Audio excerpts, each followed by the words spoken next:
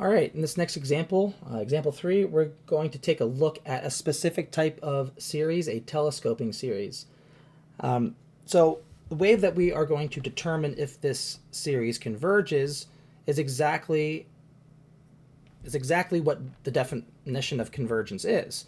We are going to find and examine the sequence of partial sums and see if that sequence of partial sums has a limit.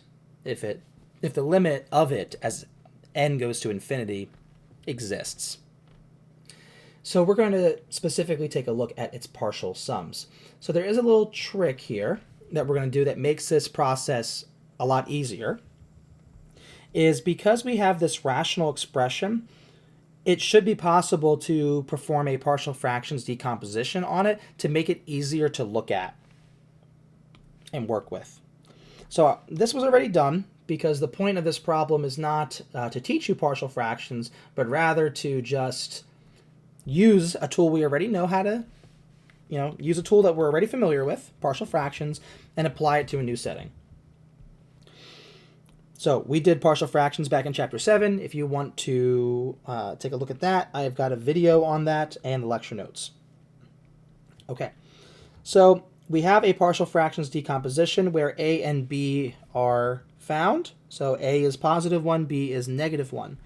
So this series right here is really the same thing as the series from n equals 1 to infinity of 1 over n plus 1 minus 1 over n plus 3.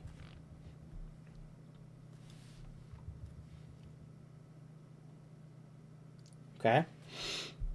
So now let's take a look at these partial sums. So the first partial sum will have 1 over 2 minus 1 fourth.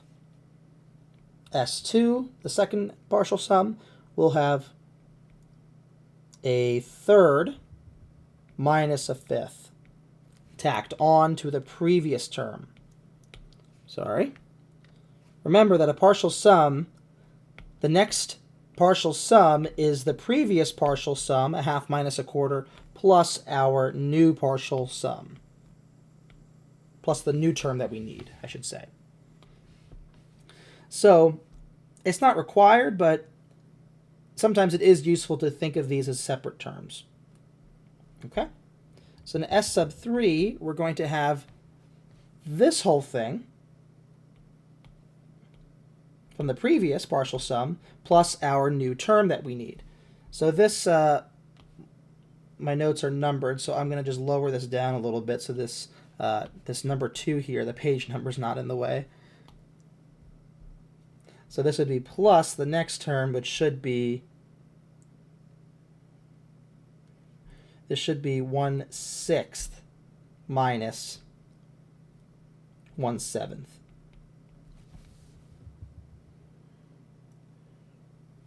That checks out, right? 2, 3. Oh no, sorry, doesn't check out. This should be a fourth. My apologies, went too far. This should be a fourth minus a sixth. There we go. And then let's take a look at a few more here, maybe 1 or 2 more partial sums. So S sub 4 is the entire previous partial sum. So this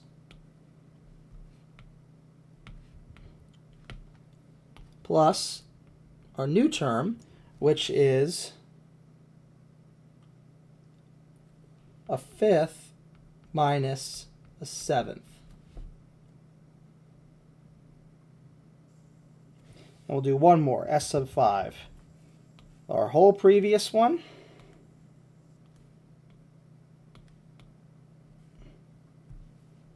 plus a sixth minus an eighth.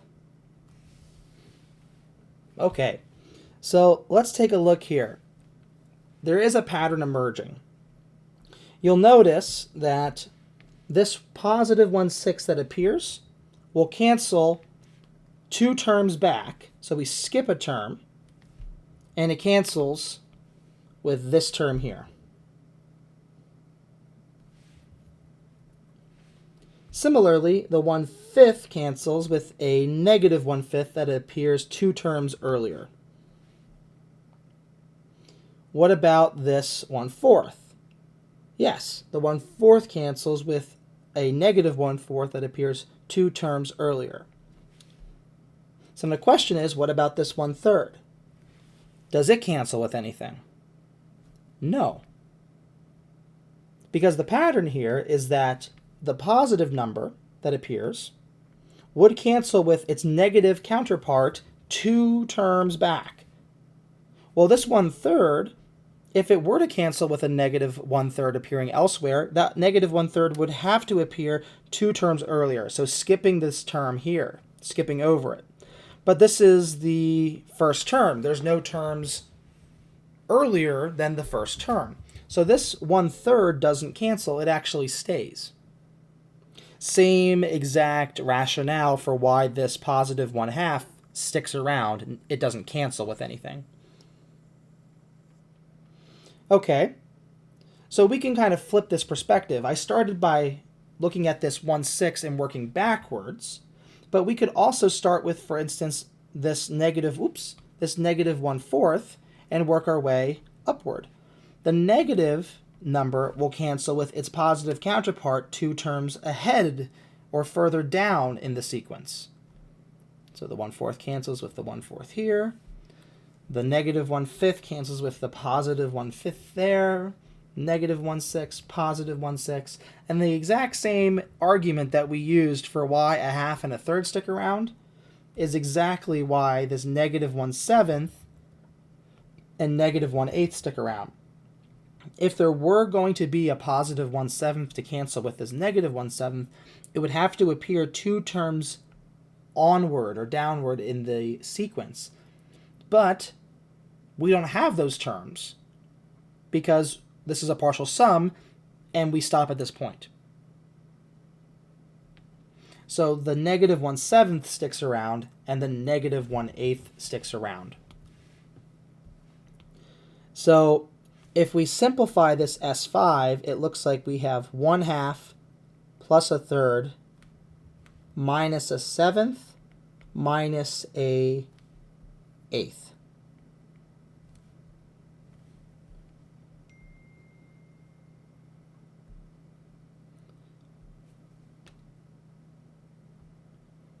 Okay.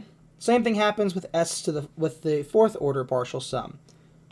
A lot of these things cancel out. So the 1/4, the 1/5, but what's left over here? Well, a half plus a third, a half plus a third minus a 6 minus a 7th. Now, if you had to guess what the 6th partial sum is, and let's not write out all the terms, let's actually just write down something like this. Well, we should have the first 2 terms that are kept, and then we should have, let's see, minus a fraction minus another fraction. Well, notice here that this number 7 is 2 more than the partial sum that we're doing. So if this is a 5, this is 5 plus 2, which is 7, and this is 5 plus 3, which is 8. Does that check out over here with S sub 4? If it does, then the number here should be a 4 plus 2, which is a 6, and if we look up here, we do the 6th, and this is just 1 more than that. So it appears this would be 6 plus 2 is 8, 6 plus 3 is 9. So if we continue this process, it looks like S sub n is a half plus a third minus 1 over n plus 2 minus 1 over n plus 3. So there's our expression for the nth partial sum. And then what we can do is take a limit here, because that's the definition of convergence. A infinite series converges if and only if the limit of its partial sums, the limit of the sequence of the partial sums converges, if it exists, that limit. So we'll take the limit as capital N goes to infinity of this expression, a half plus a third minus 1 over n plus 2 minus 1 over n plus 3. And of course, these last two terms just go to 0 in the limit. So then we're left over with a half plus a third, which, if we get a common denominator, this is 5/6. There we go. This series is called a telescoping series because it's as if most of the series, except for a few things in the very front of the sequence of partial sums and a few terms from the very end of the partial sum, they all collapse in on itself, much like a telescope that you can open up, something like that. Something that collapses in on itself is called telescoping.